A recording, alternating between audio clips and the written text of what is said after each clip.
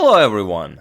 Here we have a most interesting game from round 5 of the European Individual Championship. It's played between Croatian Grandmaster Ivan Šarić and also Croatian Grandmaster Marin Bosiočić. Now you might have noticed I don't feature players from Croatia very often on my channel. The last game I featured was Vjekoslav Nemec versus Ivona Purgar, or was it Ivona Purgar versus Nemec? Either way. The reason is there are a lot of interesting games played in the entire world, and it's hard to pinpoint which games to show and which tournament to follow. But this game I will show you, as it's a really an incredible game. It's a miniature. It's really, it takes two to create a game like this. It's not enough for one player to play really well. It takes two players. Both of them have to be ready to create something over the board, and then nice things will happen. Here we have, like I said, Ivan Šarić, and you might know who, most of you might have heard of him, as he is a bit more famous, as in 2008 he won the World Youth Chess Championship. Here I even prepared a photo of this moment. It was played in 2008. Like I said, next to him is Croatian Grandmaster Valentina Golubenko, who also that year became the world's women youth champion. So a great year for Croatia in chess, but sadly not a lot of people in Croatia heard about this, as chess doesn't really make the media. Well, not these days, but especially not then.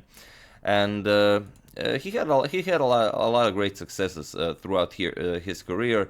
In 2014, he won the Tata Steel Challengers tournament. He qualified for Tata Steel Masters in 2015, and also he beat Magnus Carlsen in the 2014 Chess Olympiad.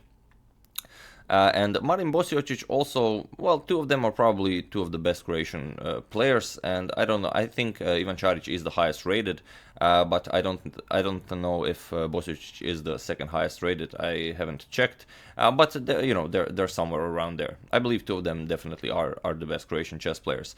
And you might remember Bosiočić, as Croatia did play an excellent tournament last year in the European Team Chess Championship, and won fourth place, but fourth place that was like beyond any expectation. Almost won third place. Had the same points with Ukraine, but Ukraine had better additional criteria. And I believe Marin Bosiočić, for some time he had like the best score on board too, but then later maybe Rauf Mamedov overtook him. But regardless, he played an excellent tournament there, and I remember in round 5, I believe he beat German Grandmaster Matthias Bluebaum. Bosiočić blundered up the exchange in the opening, and then later totally outplayed him with his superior bishop pair and won that game. So definitely an interesting matchup, and so far after 4 rounds, both Šarić and Bosiočić have 3.5 points, so whoever wins this game will probably get a lead in the tournament. So let's see this game. Šarić has the white pieces, and he opens with e4. We have c5, the Sicilian defense, knight to f3, e6, d4, c captures on d4, knight captures, and knight to c6, the Taimano variation, knight to c3, and now queen to c7, the Bastrikov. Bishop to e3, we have a6, and now queen to d2. Knight to f6, queenside castle, and bishop to b4. Here f3, kingside castle, and now g4, preparing to push h4, g5, and so on. Here we have b5 by black, preparing to start expanding on the queen side, and now the immediate g5. Knight to h5, and now king to b1. Rook to b8. Rook to b8 with the idea that if white starts pushing now even further, for example f4, preparing bishop to e2, now black can go knight to a5, and later play knight to c4, attack the queen and the bishop, and then the light square bishop will be forced to grab the knight, and then black will, black will be forced to capture b captures on c4 and open up this nice b file for the rook. So rook to b8, a nice idea. Now knight captures on c6, d captures on c6, and now f4. So first removing the knight and then pushing f4. c5, bishop to e2, now attacking the knight on h5, and the knight doesn't really have anywhere to go. So first you defend it, g6, it doesn't really help black anyway to capture on c3 first. White simply recaptures, and it's the same idea basically. So first g6, now bishop captures on h5, g captures on h5, and now f5.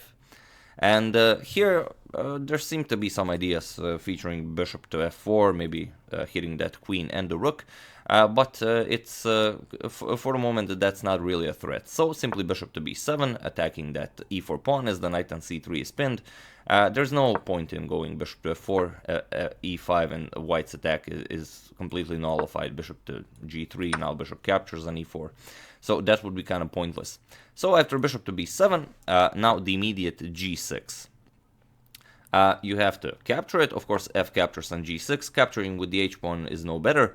F captures on g6, and now bishop captures on c3. And this bishop captures on c3 seems to be the mistake that allows white to start gaining some advantage.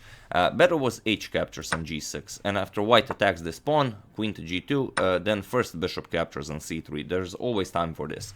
Now white can't capture back because the bishop will simply retreat to g7. So after b captures on c3, now queen to g7, and it's a better position for white, but perhaps black could hold this. But after this f captures on g6, bishop captures on c3 was played, and this allows the in-between move g captures on h7 with check. So king to h7, and now queen captures on c3. And bishop captures on e4. It's a perfectly fine move, not serving like to grab the pawn or anything, but the bishop from e4 can come back to the defense via bishop to g6. So here we have rook h to g1, as the rook was also attacked on h1. But you know, you have to assume the open g file. Rook to f5, and this rook to f5 does give white a lot of ideas. And there's basically only one good move for white here. So you're attacking here, try to continue this attack with white. It's actually a pretty good exercise, this position. So feel free to pause the position and find how to continue the attack with white. So as usual, I will give it a couple of seconds. So for those of you who found it, congratulations, you are an excellent attacker. And for those of you who just want to enjoy the show, in this position, Šarić played bishop to c1, with the idea of making room on the queen via queen to e3, followed by queen to h6 checkmate. Of course, white doesn't have two moves, black also gets a say in this. And here, no reply is actually good from black. But here Bosiočić plays rook to f3, and this is what I mean. It's not enough. One player isn't enough to create a brilliancy. It requires two. Bosiočić also wants to counterattack. He also wants to create something, but this allows a brilliant finish by white. First, queen to d2. Of course, this was expected. This was the idea of bishop to c1. Now queen to h6 threatens checkmate, and there are a lot of ways to prevent this, but Bosiočić goes for king to h8. And king to h8, how do you continue the attack now? Of course, you could go queen to h6, but then black will block with bishop to h7, and then you still have to figure out how to continue this attack. That's like a really barbarian approach to the position. So after king to h8, Šarić finds the strongest continuation. He plays b3. It's simple but extremely effective. Simply opening up this diagonal for the bishop, and the king is in huge trouble. The rook is controlling the entire g file. The queen and bishop are eyeing to h6. This is insane.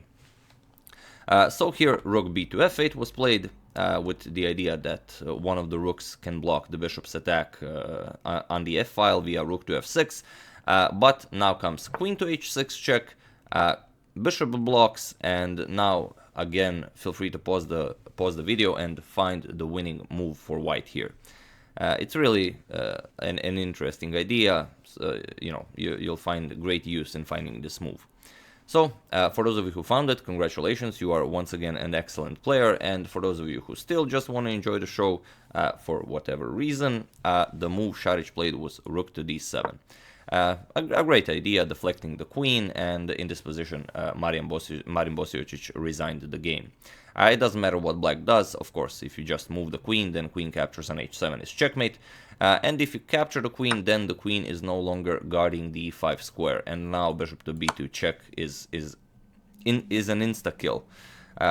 the king has nowhere to go. Like I said, the rook is controlling the g file, so first you have to give up the pawn, then you block with the rook, and then queen to f8. Check wins the game. Bishop to g8 and queen captures. On g8, this is checkmate. So yeah, rook d7, this is move 27, so okay, maybe not like literally a miniature, but I think in modern chess anything down to 30 moves is a miniature, so even regardless of how many moves were played, I will call this a miniature. So yeah, that's the game. I do hope you enjoyed it, and yeah, I did prepare the standings after round 5 of the European Individual Championship. Here you have Ivan Šarić after 5 rounds, holding first place. Okay, tied with him in first place are Tamir Nabati and Benjamin Bok, but still an excellent position to be holding after 5 rounds. Then we have Radoslav Wojtaszek, Daniel Vocaturo, Gawain Jones, and so on and so on. And even Marin Bosiočić is still on this list. Here we have him, I believe he's 20th or something, with 3.5 points out of 5, but that's also an excellent position considering you have 303 players, you know, altogether playing the European Individual Championship. So very nice results for both of them, and you know, a beautiful game created by both of them. So that's basically it. I do hope you enjoyed it. I would like to thank Denis Gutsov, Mark Bretschneider, Andrew Irianan, Joshua Wong, Christian Martin, and Manish Parmar for your contribution to my channel. Thank you a lot, I really appreciate it. As usual, you can check 2 of my previous videos here. Thank you all for watching, and I will see you soon.